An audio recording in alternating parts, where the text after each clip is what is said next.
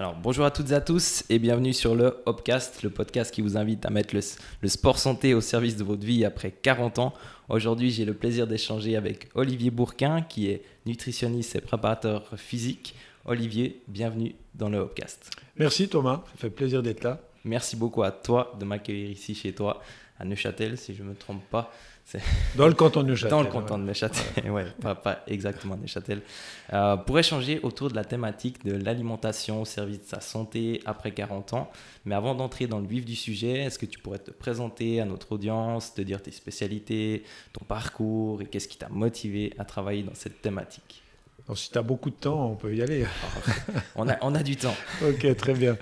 Non, moi je viens au départ du monde du tennis professionnel. J'ai été chef de la préparation physique à Suisse Tennis dans les années où Roger avait entre 15 et 18 ans. J'étais aussi coach tennis, aussi sur le circuit. Et puis, j'ai vu beaucoup de choses qui ne me convenaient pas en matière de la santé des jeunes sportifs et sportives aussi, beaucoup de blessures et autres. Et puis, je me suis rendu compte à travers les formations d'entraîneurs d'élite suisse olympique, c'est un peu la même chose partout.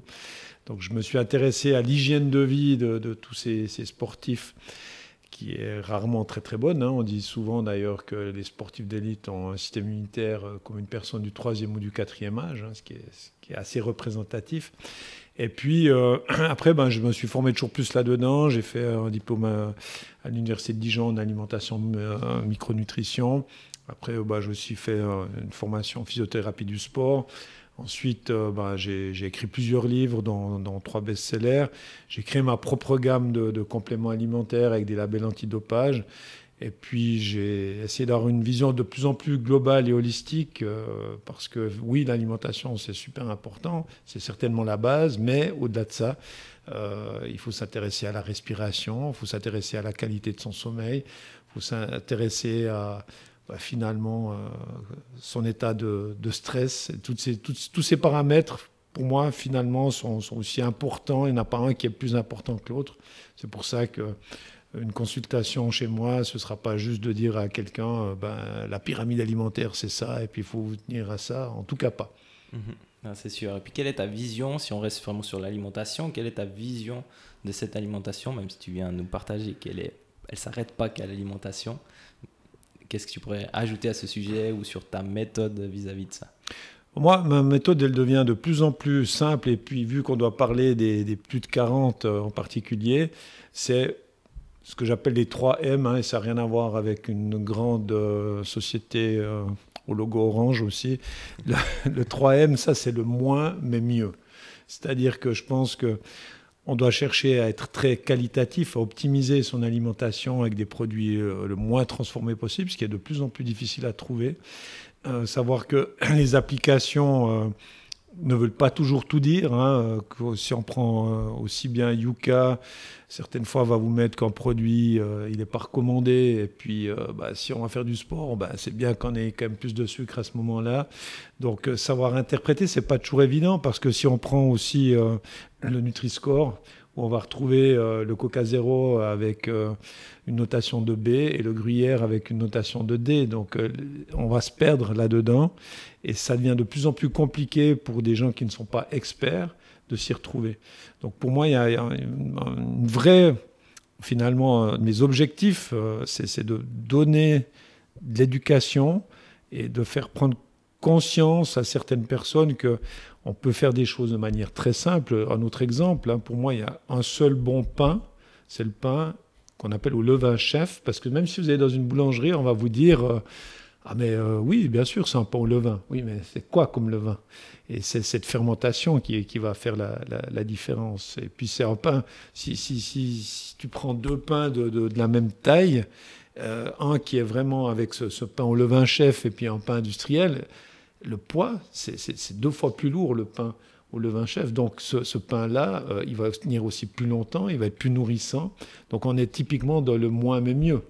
Et c'est vraiment ce que j'essaye aussi d'inculquer aux gens, et puis déjà de le faire, alors là on n'est plus chez les plus de 40 ans, mais déjà chez les enfants, réhabituer son palais finalement aux bonnes saveurs. Un café, ça se boit si c'est du bon café, hein, pas des cafés en capsule, hein, si tu vois ce que je veux dire. Eh bien, en fait, c'est de boire du café noir. Et si on doit rajouter de la crème, du sucre et patati patata, finalement, on va rajouter ce que moi j'appelle des calories vides. Et on va rajouter des choses qui ne servent à rien, qui vont dénaturer ce qui serait un bon café. Et c'est dommage. Effectivement. Et puis tu parlais aussi que tu t'intéresses pas seulement à l'alimentation, mais à tout le mode de vie, donc gestion du stress, des émotions, le sommeil, l'activité physique. Et ce dernier point m'intéresse particulièrement vu que c'est la nôtre thématique sur ce podcast. Et comment tu abordes cet aspect-là avec tes clients? Alors moi, je dis toujours, toi qui es là-dedans, c'est que le préparateur physique qui dit qu'il faut faire du sport pour maigrir, c'est un charlatan. J'aime bien faire un peu des petites phrases provoques. Mais en fait, c'est pas en faisant du sport qu'on perd du poids. Le sport, c'est absolument indispensable pour garder une bonne masse musculaire, une bonne mobilité. Ça fait du bien au cerveau, ça fait du bien à l'ensemble de nos organes. Si c'est bien fait, là aussi, hein, moins mais mieux souvent, hein, pour certains. Enfin, celui qui ne fait pas, il ne peut pas faire moins, mais beaucoup de gens en font souvent de manière soit pas assez, soit de manière exagérée. Et de dire, tiens, qu'est-ce que je fais comme sport ? Il y a des gens, ils vont te dire, moi, j'ai très très peu de temps, donc je fais une très longue sortie de 3-4 heures le samedi. Est-ce que ce ne serait pas mieux de faire plus régulièrement une demi-heure ? Ou alors, moi, j'ai pas le temps de faire du sport, donc j'en fais entre 5 heures et 6 heures du matin. Est-ce que c'est les bonnes heures aussi à ce moment-là de faire du sport ? Ou alors, je fais que du crossfit. Est-ce que c'est bien de faire 5 fois par semaine que du crossfit ? C'est aussi d'avoir une discussion sur qu'est-ce que je devrais faire, et que si je ne suis pas un sportif professionnel dans une discipline, que j'aurais peut-être intérêt à m'ouvrir sur le polysportif, de faire peut-être un peu de natation, un peu de vélo, un peu de course à pied, un peu de travail de mobilité, de coordination. Et ça me paraît être beaucoup plus judicieux, un sport d'équipe, un sport individuel, etc. Enfin, ce qu'on peut mettre en place, qui est aussi assez varié, pour travailler tous les 5 facteurs de coordination, de sortir quand même une fois par semaine de sa zone de confort, hein, mais il ne faut pas être non plus que dans le dur. C'est toutes ces choses-là, des fois, qu'il faut un peu remettre, je dirais, en point de mire chez les gens. Et quelle relation tu vois entre justement l'activité physique et l'alimentation ? Tu as dit, ok, on ne perd pas du poids ou de la masse grasse forcément en faisant uniquement du sport, mais quel est ce terrain, cette relation entre les deux ? La relation, je ne sais pas si j'ai vraiment bien compris la question, mais c'est aussi, finalement, quand je vais faire du sport, est-ce que mes réserves de glycogène musculaire sont, en tout cas, je dirais à moitié, voire 3/4, voire complètement remplies ? Donc, dans quel état aussi est-ce que je vais faire mon sport pour que ma séance de sport soit optimisée ? C'est aussi de se dire, qu'est-ce que je bois ? On entend encore et on lit très souvent, jusqu'à 1 heure d'effort, boire que de l'eau suffit. Non, ça dépend de la chaleur qu'il fait, ça dépend de l'intensité qu'il fait, etc. Alors, il y a aussi des gens qui peuvent très bien fonctionner sans rien boire, mais sur le moyen long terme, ça ne va pas leur faire du bien. Donc, ça veut dire que aussi, si on continue dans cette direction, si j'ai fait un gros entraînement, une grosse activité physique, qu'est-ce que je vais mettre comme alimentation, comme boisson après l'effort ? Idéalement, ce ne sera pas de boire une bière, ça c'est certain, mais on va encore dire, mais la bière, il y a plein de trucs pour les vendeurs de bière, c'est idéal. Mais ce ne sera pas ça qui va permettre d'avoir ce qu'on appelle ce fameux effet de surcompensation, qui fait que, de nous, l'entraînement qu'on a fait va apporter en plus à nos cellules et faire qu'on va progresser, ou en tout cas, on ne va pas, je dirais, régresser de manière générale. On vieillit tous, hein, donc on va être quand même toujours un peu plus lent en vieillissant aussi, mais on peut faire en sorte qu'on vieillisse bien aussi. Et ça, c'est un des objectifs, je pense, principaux, c'est de vieillir, de rajouter de la vie à ses années, pas forcément des années à sa vie. Ça, c'est aussi des choses qui pour moi, sont absolument essentielles. Puis la relation maintenant avec les autres facteurs, comme le sommeil ou la gestion du stress et l'alimentation. Alors là aussi, hein, moi je mesure beaucoup à travers ma machine que tu connais, le multiscan, l'état des neurotransmetteurs. Hein, c'est des messagers chimiques qui agissent directement sur nos émotions, sur notre tempérament, sur notre façon d'agir, de réagir, etc. Et là aussi, il y a beaucoup de fausses croyances. Moi, je donne des conférences uniquement sur les fausses croyances. On peut passer 2 heures à parler que de fausses croyances, dont une est de dire les glucides le soir, ça fait grossir. Alors, on entend les glucides à midi, si on n'en a pas, on n'a pas d'énergie. Non, c'est plutôt le contraire. Ça te plombe. Et puis, les glucides le soir, ça va activer la sérotonine qui va se transformer en mélatonine, qui est l'hormone du sommeil. Donc, les glucides le soir permettront certainement d'avoir aussi un sommeil plus reposant, ça c'est certain. Et puis la viande rouge va avoir un effet excitant. Donc selon ce que tu as envie de faire durant ta nuit, peut-être tu manges de la viande rouge, puis sinon tu manges plutôt peut-être des féculents de qualité.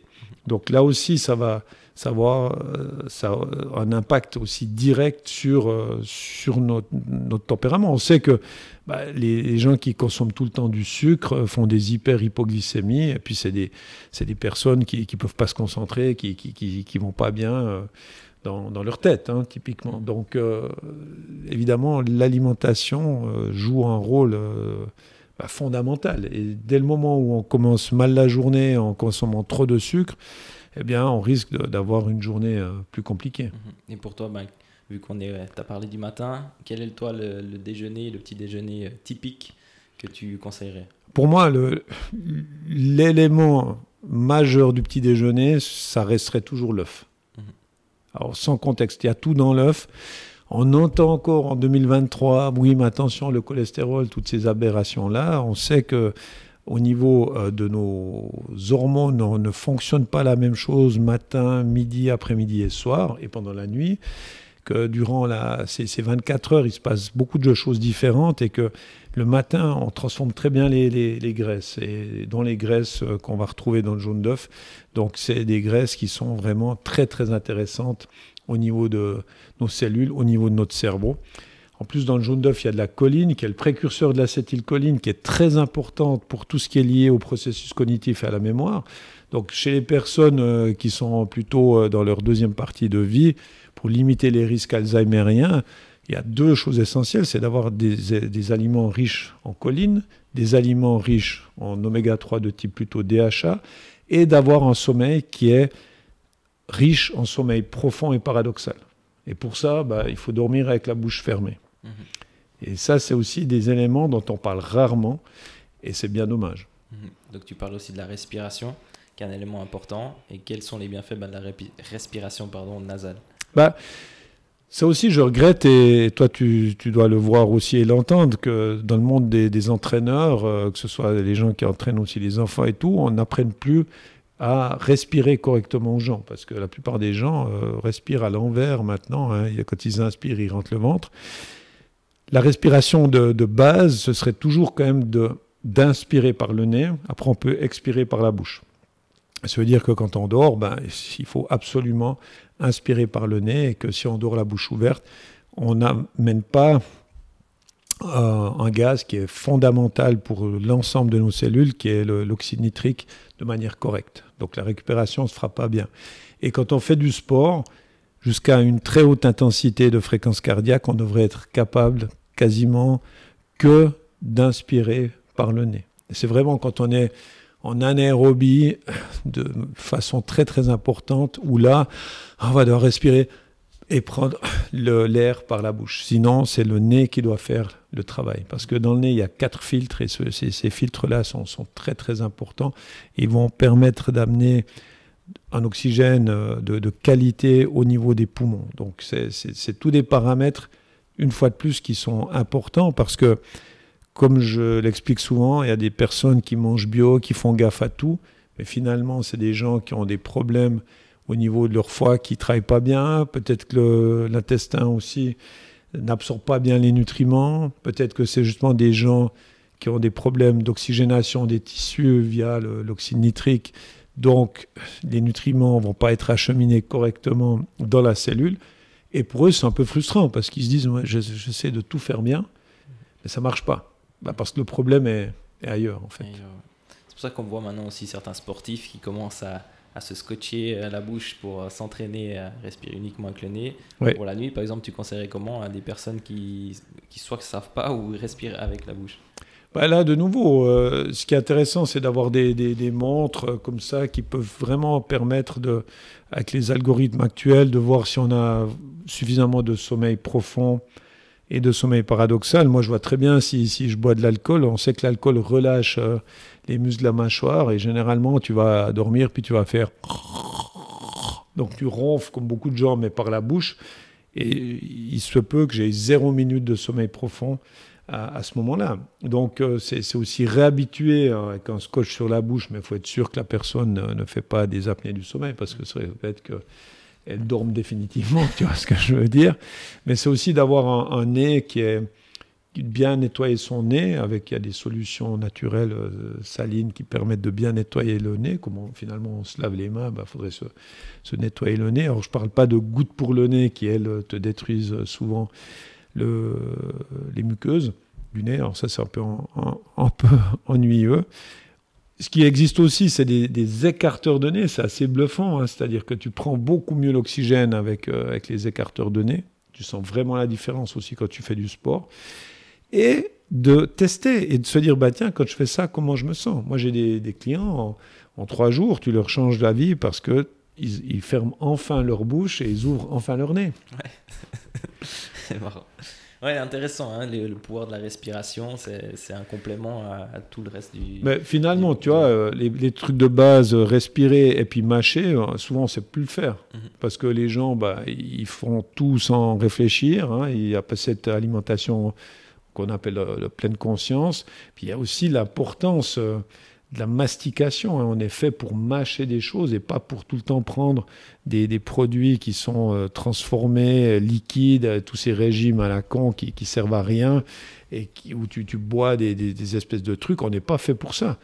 Tu peux de temps en temps te prendre un shake de protéines, mais alors mange quelques noix, quelques amandes parce que en fait, on sait qu'on a besoin de faire fonctionner notre mâchoire, que c'est aussi grâce à ça qu'on active certaines cellules souches super importantes. Donc, on n'est pas fait pour que boire. Hein. On est fait pour mâcher. On est fait aussi justement pour respirer juste.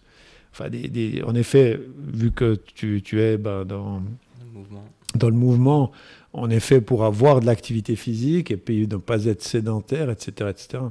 Donc au final, quand on revient un peu aux bases fondamentaux, c'est là que c'est vrai qu'on se perd souvent dans le monde de la nutrition, un peu dans toutes les modes qu'il peut y avoir. Il y a peut-être moins de consensus aussi que vis-à-vis de l'activité physique. Mais comment tu conseillerais, comment on pourrait se retrouver parmi tout? Bon, on en a parlé un peu du coup, les fondamentaux. Mais est-ce que tu as d'autres pistes encore? Moi, je tiens quand même beaucoup compte justement de ce que certains appelaient la chrononutrition. Moi, je parle de rythmonutrition parce que dans la chrono, j'aime pas forcément toute la philosophie de la chrononutrition, mais tu l'as vu aussi avec moi en venant me voir. Est-ce qu'à midi, si tu n'as pas fait d'activité physique avant, que tu n'en fais pas juste après, est-ce que tu as besoin de manger des féculents? Pas forcément du tout, à moins d'avoir envie d'aller dormir au boulot. Mais ça, c'est un autre problème. Mais à la base, si tu restes dans les protéines et dans les légumes, c'est la protéine qui a un effet coupe-faim. C'est pas les féculents. Les féculents, finalement, tu auras de nouveau un pic glycémique assez important, un pic insulinique, puis après, tu auras un coup de barre. Si tu manges des protéines et des légumes, tu n'as pas ce coup de barre. Donc, c'est la protéine qui a un effet coupe-faim. Ce n'est pas du tout les féculents. Et la plupart des gens sont plutôt sous-protéinés. Par contre, ils consomment beaucoup trop de glucides et de sucre. C'est pour ça qu'on a autant de gens qui ont... il y a énormément de diabétiques, entre autres, mais il y a aussi beaucoup de gens qui sont en surpoids. Parce que si tout ce sucre, tous ces glucides, ce sont deux choses différentes, mais ne sont pas consommés, c'est transformé en graisse. Donc ça sert juste à rien. Donc pour moi, c'est aussi de mettre les bons aliments au bon moment. Et puis une chose de base, il faut garder du plaisir. il faut garder du plaisir. Sauf qu'on a habitué les gens à penser qu'ils ont du plaisir quasiment qu'avec le sucre. Et ça tombe bien, parce que vu que le sucre appelle le sucre, tu vas bouffer du sucre toute la journée. Alors que tu peux activer ta zone, ton système de récompense du cerveau, via la dopamine, à travers les protéines, particulièrement la L-tyrosine et la phénylalanine, c'est des protéines. Et ça, finalement, tu te sens bien. Mais tu te sens même tellement bien que tu n'iras pas manger des trucs qui ne servent à rien. Alors, est-ce que c'est intéressant au niveau de l'agroalimentaire? Non. Ouais, effectivement. Mais c'est marrant parce que justement, ces glucides, si on regarde une assiette entre guillemets santé qui est proposée par Nutrition Suisse ou d'autres organisations du même type, on a tout le temps quand même une partie qui est dédiée à ces féculents. Et toi, tu nous dis maintenant, là, à midi, pas forcément besoin de ces féculents.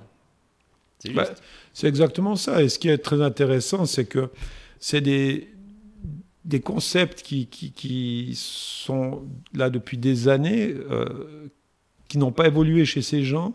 On voit qu'il y a de plus en plus de problèmes de santé, de plus en plus de problèmes de surpoids, etc. Et on reste sur les mêmes concepts. C'est ça qui est hallucinant. Si on regarde cette fameuse pyramide alimentaire, mais elle a 50 ans de retard. Quelqu'un comme Inchopé, qui a écrit Glucose Révolution, explique, et moi je la suis complètement, parce que finalement, moi j'ai fait des milliers de programmes, et j'ai fait des milliers de mesures, donc je vois quand même ce qui se passe chez les gens, c'est de dire, faudrait commencer d'abord par les légumes, après manger des protéines, puis si on veut manger des féculents, il faudrait les manger après. Alors elle s'est fait démonter par ces bien-pensants qui sont restés sur leur pyramide alimentaire, mais la plupart des gens qui fonctionnent sous une forme comme ça, qui est un peu extrême, parce qu'il faut manger quasiment fragmenté, moi je pense que manger dissocié, c'est déjà pas mal, eh bien, ces gens-là vont beaucoup mieux. Moi, je l'ai pu le voir, malheureusement, chez des gens qui ont des rectocolites hémorragiques, des maladies de Crohn, voire des cancers du côlon, ça fonctionne mieux. Plus on mélange plusieurs choses directement dans l'assiette, plus c'est compliqué pour nos organes internes d'en faire quelque chose de bien. Et ça, c'est du bon sens. C'est un truc aussi un peu qu'on a perdu, le fameux bon sens. Et après, c'est de se dire, finalement, j'essaye. C'est comme dans le sport, finalement. Dernièrement, on a fini un travail avec Noam Yaron qui a traversé de nous toute la Suisse en triathlon.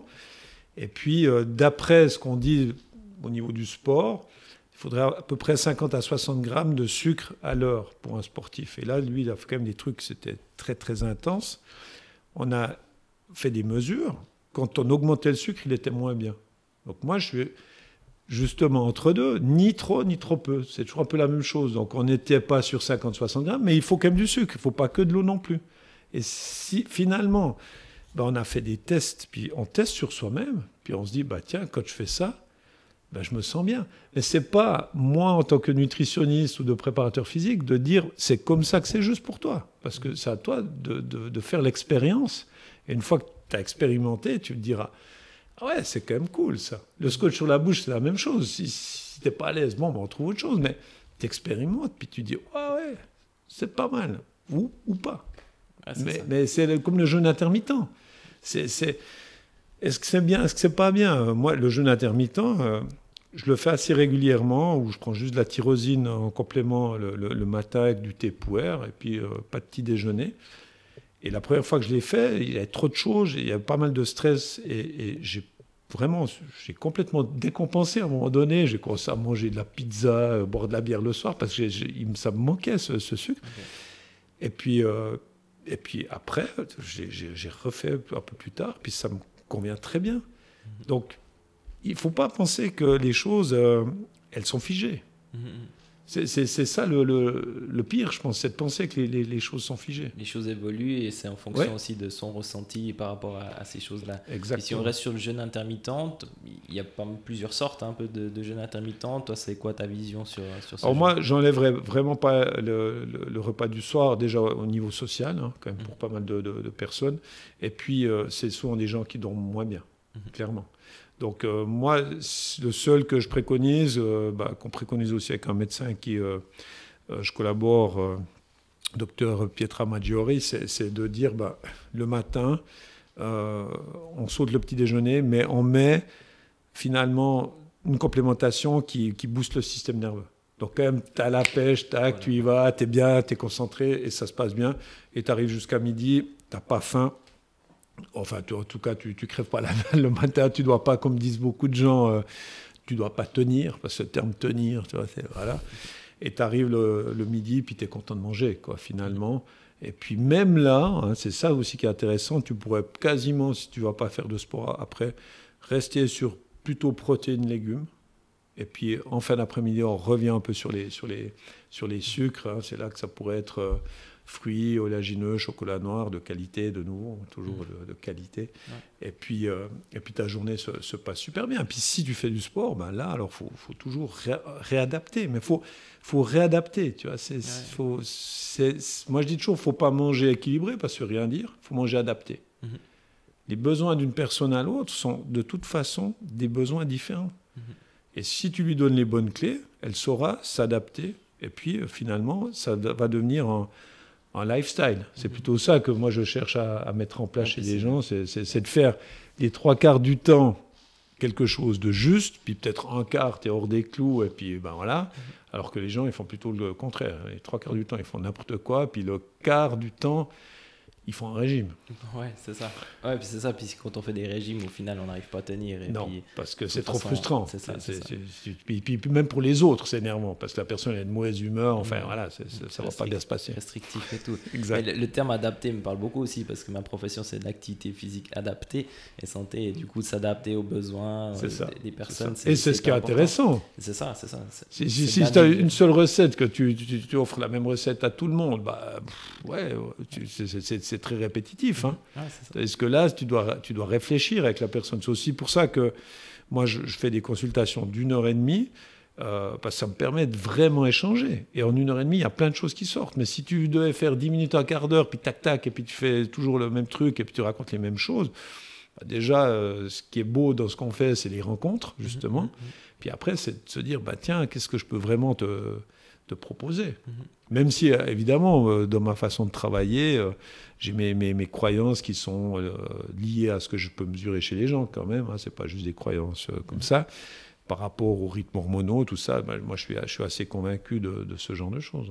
Ouais, il y a un fil rouge avec toutes tes connaissances, ton expérience qui fait que c'est vers ça que tu veux tendre. Et qu'après, tu adaptes ce qui a besoin d'être adapté par personne. Avec une vision très, très holistique, très globale, où le côté physique, le côté émotionnel, sans entrer dans des trucs compliqués, mais le côté spirituel, ben, là aussi, hein, le jeûne à la base, c'était quelque chose qui était plutôt même religieux. Hein. Donc chacun va avoir ses croyances, et puis quand tu es aussi convaincu de quelque chose, ça marche de toute façon mieux que si tu ne l'es pas. Ça, c'est sûr. Puis le jeûne, on n'a juste pas encore pour le jeûne intermittent. Pour qui serait fait un peu ce jeûne intermittent, pour conclure sur le jeûne? Pour moi, le jeûne intermittent, c'est pour celui qui se trouve à vouloir perdre du poids, ça peut fonctionner. On devrait dire perdre la masse grasse, mais ça peut être quelque chose d'intéressant. Pour celui qui a des organes un peu fatigués, parce que de dire que dans le monde de la diététique, il faudrait manger à peu près tous les 4 heures, mais il n'y a pas si longtemps en arrière, les gens bougeaient plus, et puis les gens ne pouvaient pas manger toutes les 4 heures. Donc je ne sais pas d'où vient non plus ce concept-là. Puis après, ça dépend justement de chacun, hein, parce que si tu as beaucoup de décharge émotionnelle, tu auras aussi certainement plus besoin de compenser en matière de sucre, de choses comme ça. Et puis après, tu as les gens pour qui c'est pratique. Et moi, je dois dire très honnêtement qu'il y a un côté pratique, parce que si je prends le fameux BN Energy, hein, avec la tyrosine, guarana, ce qu'il y a dedans, qui te donne la pêche, tu n'as pas faim, petit épouère pour tout ce qui est intestin, foie et estomac qui fonctionne super bien. Et moi, j'adore les œufs, puis je peux manger mon omelette à midi, avec des légumes ou des légumes, mes fameux légumes lactofermentés. Et puis, je suis super bien jusqu'à 4h30, 5h. C'est vite préparé, j'aime ça, puis je suis bien. Donc, que veut le peuple de plus? C'est l'essentiel. Si je reviens maintenant à une autre question par rapport aux recommandations que tu ferais en matière d'alimentation pour le public des 40 ans et plus, sans problème de santé particulier, à quoi il devrait être attentif? Je pense que la plupart des gens sont sous-protéinés, clairement. Ouais. Pour moi, on est presque tous sous-protéinés. La base de notre ADN, c'est de la protéine, c'est pas que les muscles. Hein. Tous les neurotransmetteurs, sauf l'acétylcholine, c'est toujours lié à des acides aminés. Donc la protéine est très importante. Puis quand on vieillit, on voit aussi qu'on est... Peut-être moi, typiquement... ici, on a 2 chiens, une chatte. Moi, j'aime beaucoup les animaux. Je mange moins de protéines animales. Donc, je suis moins attiré par la viande. Donc, il faut faire attention à pas, finalement, se retrouver avec... commencer à dire les œufs, c'est dangereux à cause du cholestérol. Les produits laitiers, c'est trop gras. La viande, j'ai plus tellement envie. Puis, commençons maintenant, comment on élève les animaux, etc., etc. Le poisson, toutes les mers sont polluées. Et puis, à la fin, tu manges plus de protéines, hein. Et puis ça, c'est dangereux, quoi. Et ça, c'est dangereux. Ça, c'est dangereux. Et on peut aussi trouver des protéines végétales intéressantes, ça c'est clair, mais il y a aussi des protéines végétales de mauvaise qualité. Et c'est là où c'est pas toujours facile de s'y retrouver dans notre alimentation. Et puis après, aussi, les gens essayent plutôt d'économiser sur la nourriture. Hein. Il n'y a pas si longtemps en arrière, 50% du budget était alloué à l'alimentation de la famille. Maintenant, on est entre 15 à 18%. Donc, pour les gens, c'est plus important d'aller au bout du monde voyager et puis de manger un salami de mauvaise qualité avec des pâtes de mauvaise qualité aussi. Voilà, c'est des choix. Hein. C'est des choix, mais après, c'est des choix sur notre santé, quoi. Donc, c'est ça. Alors, c'est bien de voyager aussi. C'est aussi important pour la santé générale et la tête. Mais c'est vrai que le reste est important, quoi. Ouais, effectivement. Et aussi, les protéines, c'est important. Tu l'as dit, c'est pas que les muscles, mais c'est aussi que plus on avance en âge, on perd la masse musculaire, bien sûr. Ouais. Donc, c'est important pour la maintenir. Et puis, c'est ça. Plus tu vieillis aussi, à partir de 35 ans, un homme fabrique moins de testostérone. Hein. Donc déjà, à 35 ans, la testo, elle diminue. Donc, il faut faire attention à ça. Donc, le sommeil de nous rejoue un rôle très important. Et puis, effectivement, son alimentation. Le seul inconvénient de la protéine, ça pourrait être l'acidité qu'on peut retrouver dans les protéines. Mais si tu tamponnes l'acidité de la protéine avec des légumes, typiquement, tu t'en sors sans aucun problème.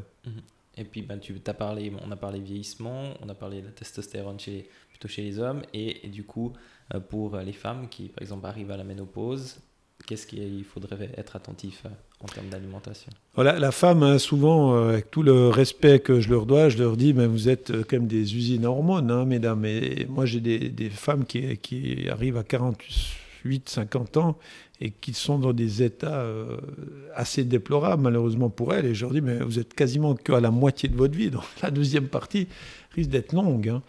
Et c'est là qu'il faut vraiment revoir énormément de choses. Alors, au niveau hormonal, on ne veut pas entrer dans de la médecine parce que ça devient compliqué entre les substituts hormonaux et tout ce qu'on peut trouver. Mais une base de l'alimentation aussi chez la femme, c'est de retrouver des aliments de nous riches en oméga 3 qui sont tellement importants. La vitamine D par rapport aussi à tous ces risques qu'on peut retrouver au niveau osseux. Après, la protéine pour garder une certaine masse musculaire qui va être aussi importante. Après, du magnésium, on sait qu'on est presque aussi un peu tous carencés en magnésium. Puis cet équilibre des neurotransmetteurs pour garder de la pêche, pour garder se sentir bien, se sentir heureux, quoi. Et puis pas de se dire, mais finalement, je fais que de subir ma vie. Et ça arrive souvent. Et moi, je dis souvent une femme qui est à la ménopause, ça peut être un peu compliqué, qui est pas très grande, qui a peu d'activité physique, qui dort pas bien, mais la pauvre, tout ce qu'elle mange, elle le stocke quasiment.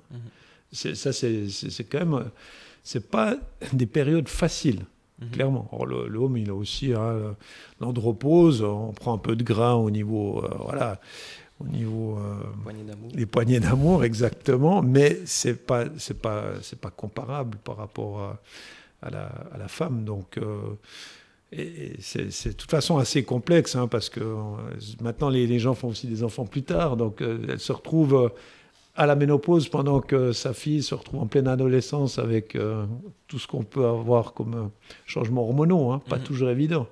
Puis si on a encore ses parents et qu'il faut gérer, etc. Ça fait beaucoup de choses. Ça fait beaucoup de choses, hein. Ça fait beaucoup de choses, ouais.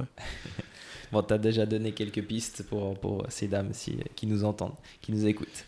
Donc, par rapport aussi à ta stratégie sur perdre, entre guillemets, du poids, on dit entre guillemets parce que c'est plutôt de la masse grasse, comme tu l'as dit avant, qu'on souhaite perdre durablement. Et quel conseil tu aurais pour perdre ce poids et durablement sans culpabiliser et en gardant du plaisir à s'alimenter?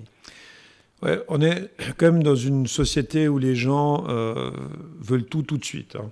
J'ai eu quand même des gens où je collaborais avec un hôtel sur Genève, 5 étoiles, où je voyais des personnes qui me disaient j'ai un mariage samedi, c'était lundi, puis il faut que je perde 6 ou 7 kilos. Je disais c'est très bien, vous allez nager avec un requin, ça va assez vite. Mais comment? Je dis oui, mais vous me disiez un truc absurde, je vous réponds aussi de manière absurde.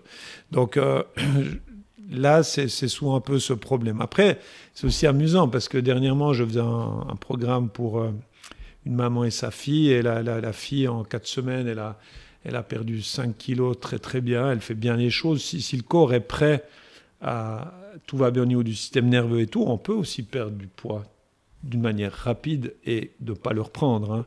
Parce que là, de nouveau, hein, chacun vient avec ses conseils, parce que c'est comme dans le foot, s'il y a 10 000 spectateurs, il y a 10 000 entraîneurs. Alors chacun va venir, oui, mais faire gaffe, parce que quand même 5 kilos en un mois, c'est beaucoup. Alors que chacun s'occupe de ses oignons, hein, et puis cette fille, elle se sent très bien, et puis elle ne va pas les reprendre. Et elle va, je pense, typiquement continuer de pouvoir perdre encore les quelques kilos qu'elle aimerait perdre. Donc les choses doivent pouvoir se faire naturellement. Si le système nerveux n'est pas en bon état, la personne, son cortisol est trop actif, etc., ou plus assez actif, il y aura tellement de barrières que même si elle mange peu, d'ailleurs des fois je fais manger les gens plus pour qu'ils perdent du poids, il ne va rien se passer. Donc il faut déjà avoir de nous cette vision dans quel état général on est, parce que si tu es fracassé, tu es fatigué, ton corps, il stocke parce qu'il essaie de se défendre contre cette fatigue, et puis c'est archaïque, hein, ce mode de fonctionnement, c'est de dire, tiens, je vais stocker parce que la personne, elle n'en peut plus, la cellule, je stocke. Et ça, c'est aussi tout ce qui est hypocalorique. Alors bien sûr, si tu manges beaucoup trop, ça ne va pas le faire. Mais c'est plutôt, une fois de plus, d'être régulier et de faire tout bien, entre guillemets, jusqu'au jeudi. Puis à partir de jeudi, c'est l'apéro avec les potes ou avec les copines. Puis vendredi, tu as un truc à faire tu invites des gens. Samedi, tu es invité. Et puis dimanche, tu as la famille qui vient. Évidemment, ça ne peut pas marcher. Moi, je dis toujours aux gens, un repas joker, un repas un peu festif par semaine, il n'y aura pas de souci. Tu en fais 2 de suite, tu as déjà ton cerveau, tes cellules qui auront envie de remanger des trucs plus gras, des trucs plus sucrés. Ton sommeil, il n'aura pas été reposant 2 jours de suite. Il va te falloir 3-4 jours pour retrouver le bon rythme. Et ça, c'est assez terrible. Hein. C'est comme tout. Hein. C'est plus facile de perdre du muscle que de gagner du muscle. Hein. C'est plus facile de dépenser de l'argent que d'en gagner, etc. Donc, en fait, là, c'est un peu la même chose. C'est cette régularité, souvent, qui fait la différence. Et c'est là que les gens sont faibles, entre guillemets. Hein. C'est dans la discipline de se dire, oui, mais je ne peux pas tout le temps faire n'importe quoi. Et souvent, les gens ils vont craquer le jeudi, vendredi, puis dire, de toute façon, c'est foutu, puis je fais n'importe quoi, le reste... Non, c'est pas grave. OK, tu n'as pas fait juste, mais tu essaies de reprendre assez vite le bon rythme. C'est ça, ouais. D'où l'importance aussi de trouver le chemin qui permet de durer, quoi, que ce soit des choses qui nous correspondent, de la manière dont on mange. C'est ça, où tu n'es pas dans la frustration. C'est ça, changer des petits détails. Et puis après, la régularité, c'est la même chose dans le sport. C'est comme dans l'activité physique, c'est ça. Je veux dire, si tu n'as aucun plaisir d'aller faire du fitness parce que tu détestes cette ambiance, vas-y, fais autre chose. Il y a tellement de possibilités qu'on va bien finir par trouver un truc un peu cool. C'est ça, puis être régulier, puis c'est ça qui amène les résultats. Ouais. Là aussi, tu actives ton système de récompense parce que tu vois des progrès, parce que ça, c'est vachement important. Les petits progrès, ça t'amène à être fier de toi, à dire, tu vois, j'y arrive. Et le pire, honnêtement, c'est l'entourage, souvent. Parce que l'entourage a envie que tu ailles aussi mal qu'eux, ou que lui. Ouais. Donc, dans le sens où... mais t'es bien comme ça, mais bois encore un verre. Tu vois, moi qui suis jurassien d'origine, viens gros, tu rebois un verre, qu'est-ce que t'en as à foutre? Et non, en fait, si t'as un projet, si t'as des amis, ils doivent t'encourager dans ton projet, ils doivent pas te tirer vers le bas. Et ça, c'est pas toujours facile. Hein. On se fait vite juger dès qu'on fait un peu différemment. J'ai vu récemment, tu avais mis une publication sur Instagram, ça me fait permettre de te faire un peu de pub, que le suivre sur Instagram, c'est BN Nutrition, où tu mettais une image c'était un peu une bonne salade avec une bonne protéine et tout, et puis un autre repas un peu plus... le truc junk food. Ouais, le junk food, et puis que ça c'était normal, le junk food, et puis l'autre, on était un peu bizarre de manger comme ça, mais en fait ça devrait être l'inverse. C'est l'inverse. mais tu vois, si je fais un lien, c'est comme les gens qui me disent « Ah, mais on pourrait prendre de la spiruline à l'année ». Je dis « Oui, pourquoi pas ?» mais moi, j'ai entendu dire qu'il faut la prendre qu'en cure. Je dis « Mais tu manges du pain blanc tous les jours. Avec ton café, tu mets de la crème et du sucre tous les jours. Donc, tu fais des trucs dégueulasses tous les jours, toute l'année. Mais ce qui est bon, alors, il faudrait le faire qu'en cure. » Pourquoi ? Parce que c'est une algue, hein. Enfin, c'est une cyanobactérie, mais je veux dire, c'est très bien. C'est comme si... je te dis non, alors tu vois, les amandes, 5 amandes, il faut faire un mois, puis après plus pendant 2 mois. Bah non, les amandes de qualité, tu peux en manger une poignée par jour, ça te fera plus de bien que de mal. Donc, on inculque des trucs complètement aberrants. Ouais, c'est fou. Et puis dans cette approche toujours de perdre un peu de masse grasse, compter les calories, intéressant ou pas ? J'ai jamais fait un programme et je ne ferai jamais un programme où je parle de calories aux gens, parce que calories vides, calories pleines, c'est pas la même chose. À quelle heure je mange ces calories, comment elles sont digérées par rapport au microbiote, avec quoi je mets mes aliments, les bonnes associations. Mon livre Manger bien associé, qui a été assez vite best-seller, parce que ça c'est fondamental. Parce que finalement, si tu as envie de manger une glace, mange des noix ou des amandes, quelque chose de gras avec. Eh bien, ça va beaucoup mieux lisser la glycémie que si tu manges que la glace, etc. Donc, ces associations aussi, elles sont importantes à comprendre, ce qui te permet justement de dire ça, je peux quand même le prendre si je sais bien l'associer. Et puis ajuster en fonction après des repas, si jamais il y a des plus gros repas, exactement. Un peu sur les autres. Mais là aussi, tu vois, si tu as trop mangé un soir, naturellement, tu devrais faire un jeûne parce que tes organes, ton foie, tes intestins, peut-être ton pancréas, etc., sont un peu fatigués. Donc, on lui laisse un peu plus de temps. C'est comme si tu fais l'UTMB, tu ne vas pas refaire la Swiss Peak derrière. Généralement, tu vas prendre quelques semaines de repos pour pouvoir récupérer.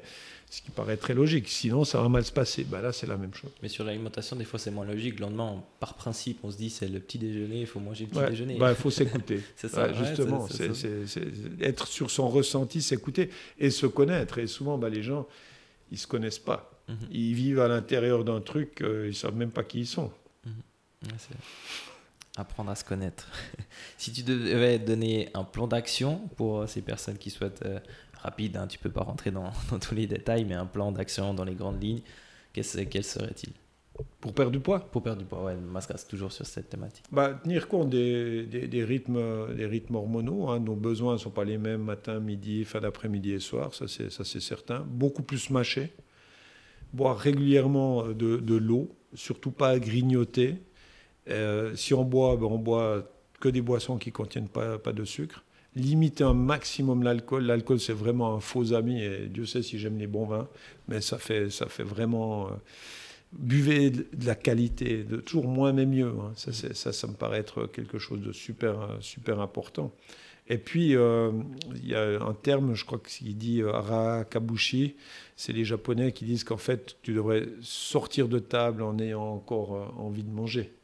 80% en plein. Ouais, c'est ça. Exact. Mais ça, c'est pas facile de le ressentir. Bon, c'est très subjectif, de toute façon. Ouais. Mais après, vu qu'on a tendance à manger quand même relativement vite, on n'a pas le temps de sentir que... C'est ça. Déjà, il faut 20 minutes pour que l'estomac, via l'histamine, donne l'information au cerveau que tu as assez mangé. Donc, tu as des gens, effectivement... on avait fait une étude dans une grande entreprise. Les gens, quand ils vont manger à midi, ils mangent en 7 minutes en moyenne. C'est pas beaucoup. Non, c'est pas beaucoup. La pause café est des fois plus longue. Ouais, clairement, exactement. Exactement. Il y a aussi beaucoup de gens qui ont une relation complexe avec la nourriture et souvent liée aux émotions. Comment tu abordes cette dimension avec tes clients ? De nous, on est typiquement sur des déséquilibres liés aux neurotransmetteurs, c'est-à-dire qu'on est dans la compensation, puis il faut remplir.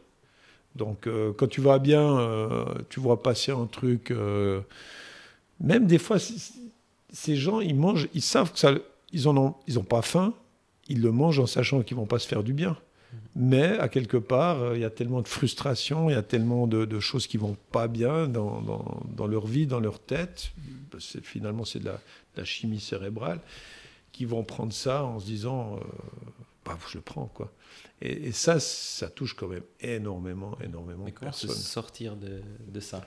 Faut régler ces fameux neurotransmetteurs. Ouais. Est-ce que c'est des carences en sérotonine, en dopamine? Est-ce que c'est des problèmes les principaux neurotransmetteurs, le GABA, qui est aussi un anxiolytique naturel, la noradrénaline, qui est le relais de la dopamine, pour pas subir toute la fin de sa journée, ou à partir de 2 heures de l'après-midi, ça devient pénible. C'est cette chimie-là qu'on arrive à mettre en place à travers une alimentation qui serait appropriée, d'une fois de plus appropriée, adaptée, et non pas de dire, tiens, à midi, on sait que dans un sandwich, on va retrouver 30 grammes de viande, guillemets, ou de poisson, etc. Dans un Pokéball, 50 à 60 grammes. Dans de la restauration d'entreprise, 100, 120 grammes. Et que le minimum, ça devrait être 160 grammes à peu près.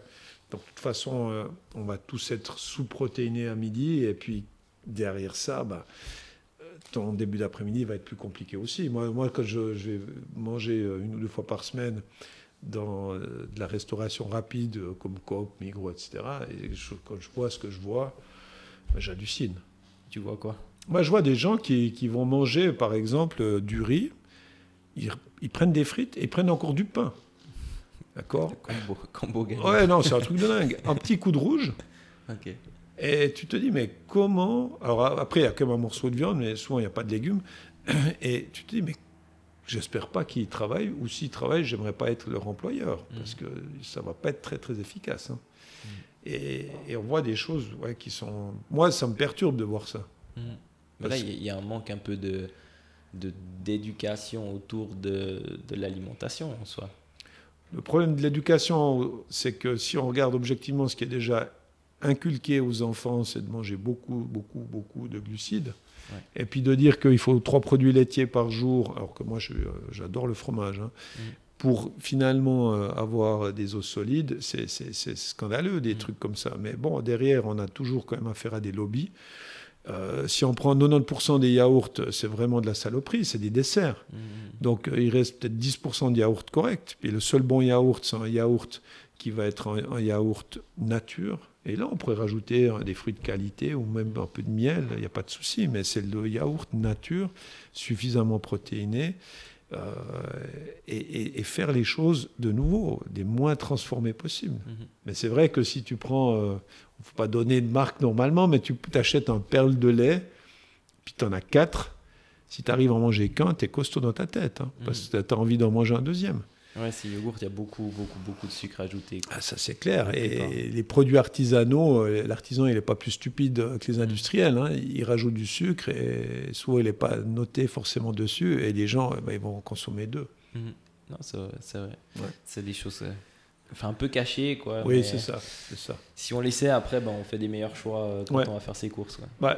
Moi, je dis, il faudrait réapprendre à aller avec les gens, leur dire, voilà, ça, c'est les rayons dans lesquels il faut aller, sans relire les étiquettes. Là, je travaille avec la CVCL, qui est un organe de formation aussi pour les gens qui ont eu des problèmes de cœur. Comme tu sais, moi, j'ai été opéré 2 fois à cœur ouvert. On a des problèmes d'aorte dans la famille, ça, c'est des problèmes congénitaux.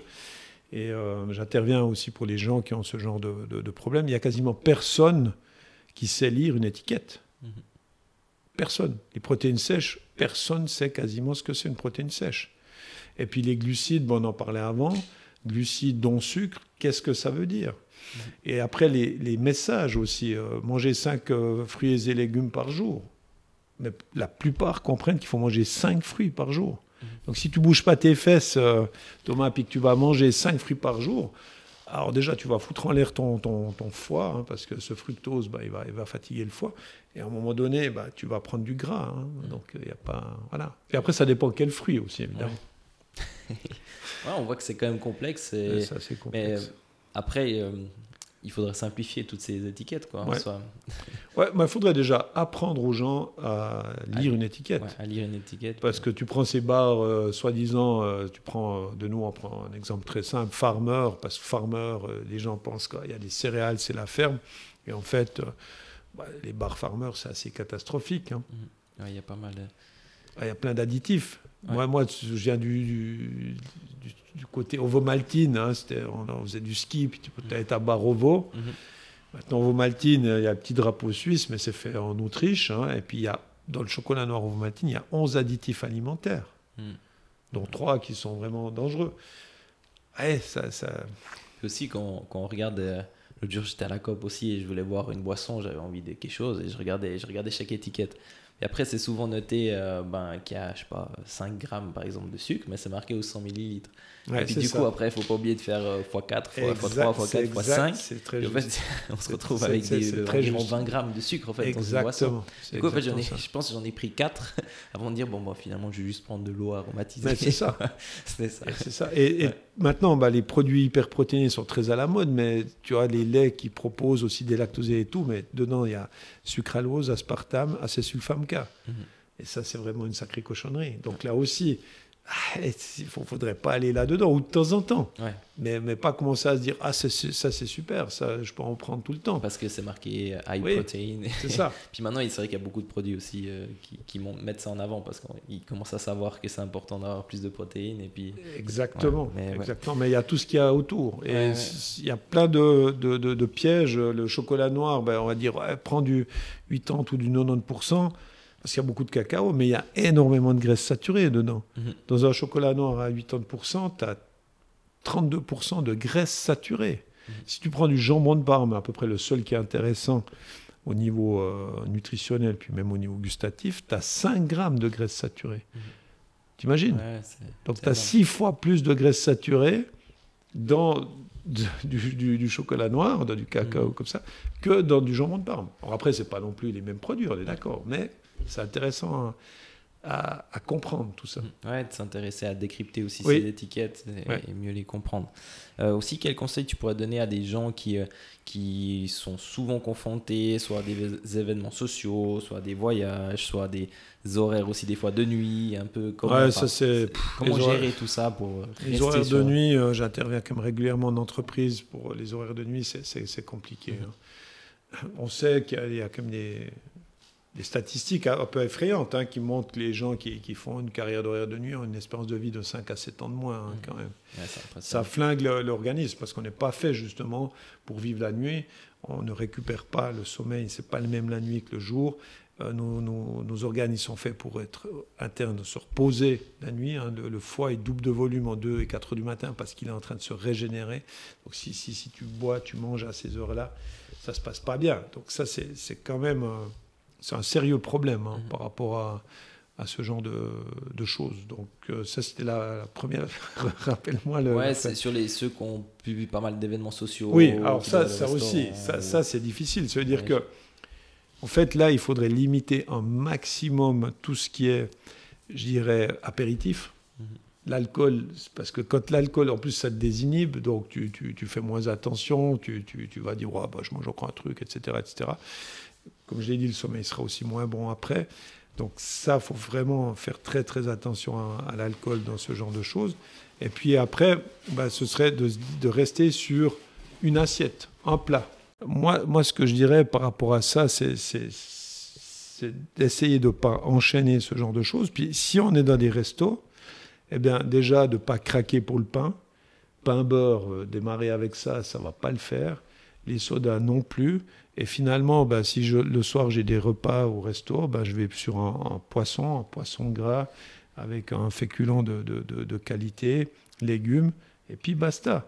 C'est clair que si je prends une entrée, que derrière je prends des frites, avec, je dis n'importe quoi, un steak tartare, et puis qu'après je prends un dessert, et puis que j'ai bu de l'alcool, ça ne va pas le faire. Ça, c'est une fois de temps en temps. C'est ça. Ça, c'est le fameux repas joker. Ça, Mais là, ça veut dire que si on est dans cette situation-là, il faut avoir une sacrée discipline.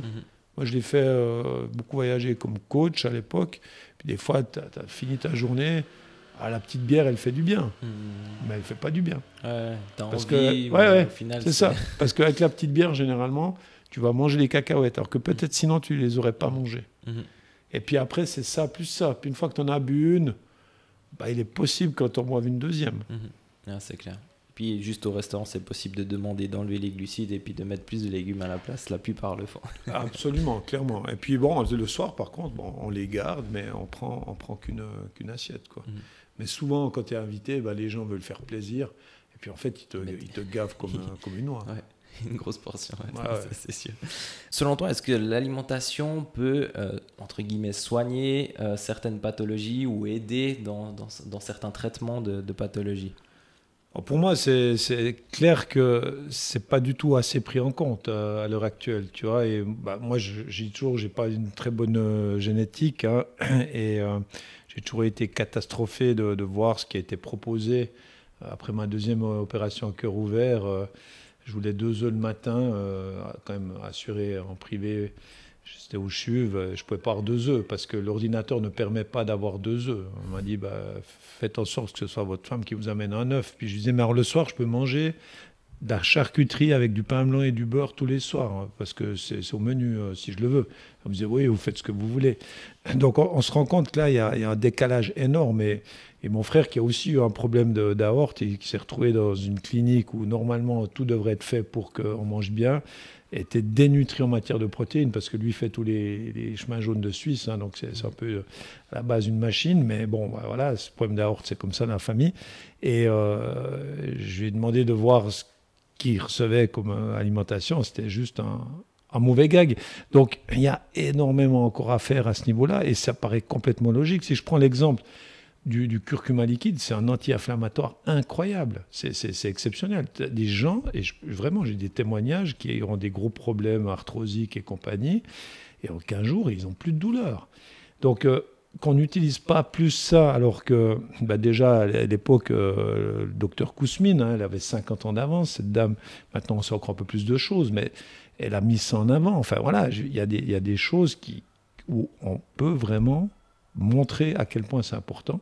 Je pense que ça rapporte certainement pas assez par rapport à la médication, évidemment. Et je collabore avec un dermatologue qui au départ n'était pas forcément convaincu, et puis il l'a été déjà par rapport à lui-même et par rapport à ses enfants, et maintenant lui-même dit aux gens qui ont des problèmes de boutons, de différentes choses, bah, qu'est-ce que vous mangez et tout, parce que moi j'ai toujours que l'état de la peau de ton visage, souvent, c'est le reflet de ton microbiote.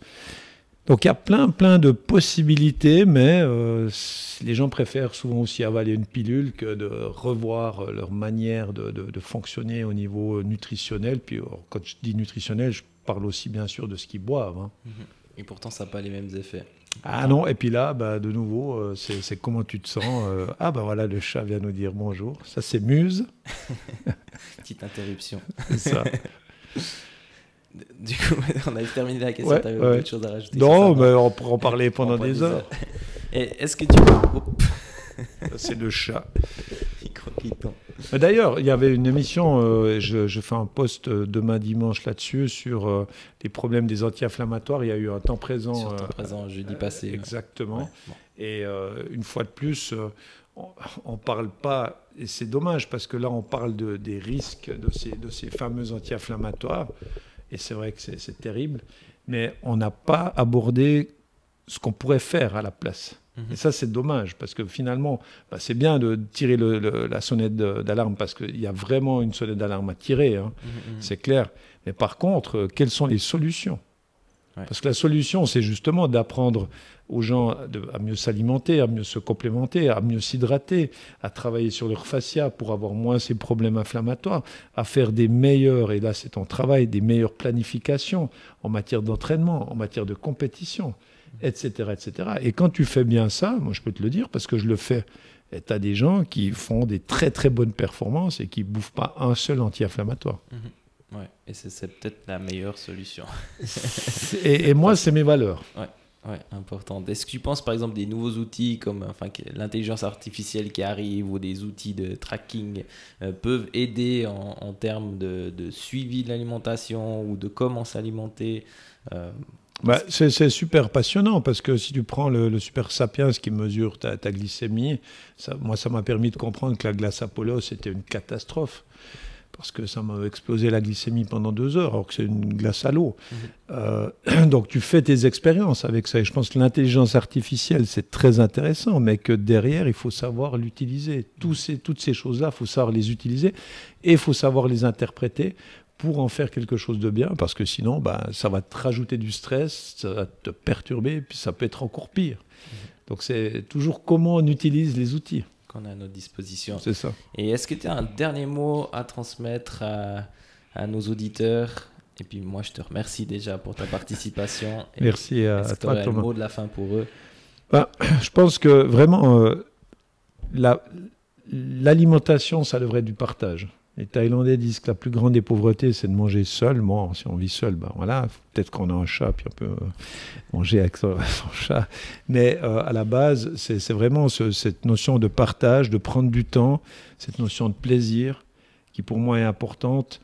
Et puis, tu sais plutôt, le problème, c'est qu'on fait croire aux gens qu'ils devraient être tout le temps dans cette notion de bonheur continu, d'être sur l'axe lié à la dopamine, ce fameux système de récompense. Mais finalement, ce qu'il faut essayer, c'est de trouver une espèce de sérénité dans sa vie et d'avoir des petits pics où tu as plus d'adrénaline, etc. Mais tu ne peux pas être tout le temps à fond dans l'adrénaline. C'est impossible. Donc, il faut trouver ce juste équilibre et c'est ça le plus difficile, certainement. Mais de nouveau, avoir du plaisir et du partage, et puis il n'y a pas de solution unique. Ça, j'ai appris ces dernières années. J'ai vu des choses hallucinantes qui m'ont permis aussi de dire, y a des gens, ils mangent 1 fois par jour, et ils vont très bien. Donc, est-ce qu'on va leur dire qu'il faut absolument manger 4 fois par jour? Non, il faut adapter, pas forcément. Adapter à soi, à son bien-être. Olivier, un grand merci pour l'invitation que je puisse venir chez toi pour pas tourner cet épisode. Avec grand plaisir, puis, merci à toi Thomas. On peut te retrouver principalement, c'est sur Instagram? Oui, Instagram, Facebook, et puis on peut venir me voir en consultation. Moi je dis toujours... bnnutrition.ch ou alors sur olivier.bourquin nutrition, je crois que c'est ça. Sur Google si jamais. Ouais. Non mais on va mettre les liens dans les descriptions. Et moi, j'ai toujours aux gens, venir 1 fois me voir pour mieux comprendre tout ça, je pense que c'est un investissement intelligent. Ouais. J'ai testé et ça a prouvé.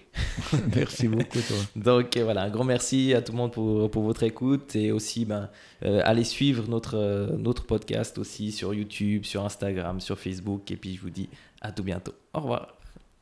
Bye bye.